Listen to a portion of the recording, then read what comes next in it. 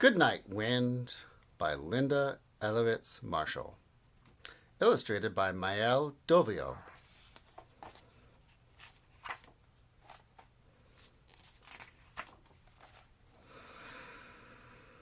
Winter Wind worked hard all season long, blowing away leaves, preparing trees for coats of snow and ice. Wind blasted across fields and roads, sculpting drifts for children to play in. Whoosh! Now wintertime was almost over. The tired wind shuffled into town, searching for a place to rest. With long, cold fingers, Wind tapped at the windows of cozy houses. But inside, the people only shivered and drew their blankets closer. So Winter Wind nestled in a chimney until the warm spring breezes chased it away. Winter Wind huffed off to a field, settled under a tree, and tried to sleep. "Youch!" grumbled the tree. "Something icy is freezing my roots." "Don't be angry, tree. It's me, Wind. Remember when I blew away your leaves, getting you ready for the winter?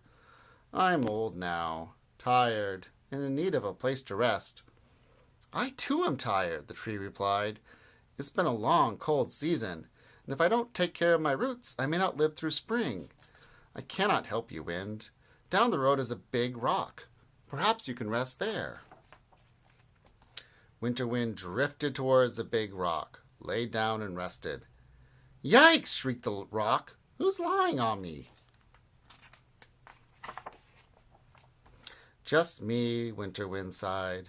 "An old wandering wind searching for a place to rest." "What?" exclaimed the rock. "You just can't throw yourself on someone like that. You need to ask permission. As for me, I'm cold and dry, ready to crack, and you come along and plop yourself on me? Off with you." Winter Wind pushed off, trudging along the road. When at last a country inn appeared, Wind blew open the door and whoosh, swept inside. "Out!" shouted the innkeeper. She slammed the door shut. Angry, Winter Wind blasted across the fields, crying like a child, howling like a dog, wailing like a cat. With sleeves that rolled and feet stomping, Wind whipped up a whistling, screeching blizzard. "Take that!" shrieked Wind. "And that! And that!" Snow hurled to the ground and gusted back to the sky, whirling in huge white sheets.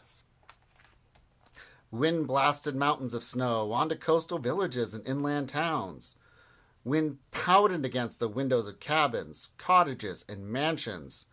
Shutters closed, doors slammed. All around, darkness fell, but not a soul could sleep. In a small mountain cabin, a frightened little boy cried and cried. His sister wrapped herself up in a blanket, took a deep breath, and threw open the door. "Wind!" she cried. "You're scaring my little brother. Stop pounding on our windows." Winter Wind heard, felt sorry for the little girl and her brother, and stopped pounding on the windows. Instead, Wind howled into the chimney. The little boy cried louder. His sister ran to the fireplace, peered into the chimney, and shouted, "Stop!" "Wind is acting like a tired, angry baby," the girl told her brother. The little boy wiped his eyes and asked, "Maybe Wind needs a nap." Her sister smiled. "Good idea," she said. "I know just the place."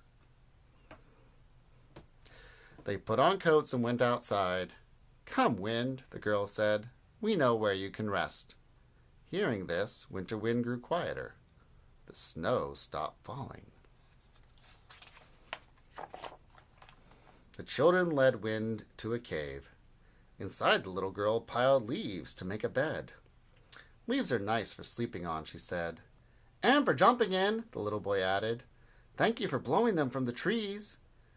"And for making snowdrifts," said his sister. Winter Wind smiled and, like a tired baby, curled up to sleep.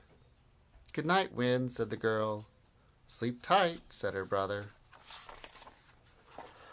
Spring passed. Summer arrived. The days grew long. When it was too hot to play outside, the girl and her brother visited the cool cave to check on their friend. Shh, quiet, they whispered. Don't wake the wind.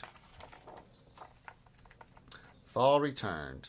Winter Wind awoke, feeling fresh and young again. Wind blew away leaves, preparing trees for ice and snow. And when winter came, Wind blasted snow across the fields and roads, sculpting drifts for children to play in. Whoosh!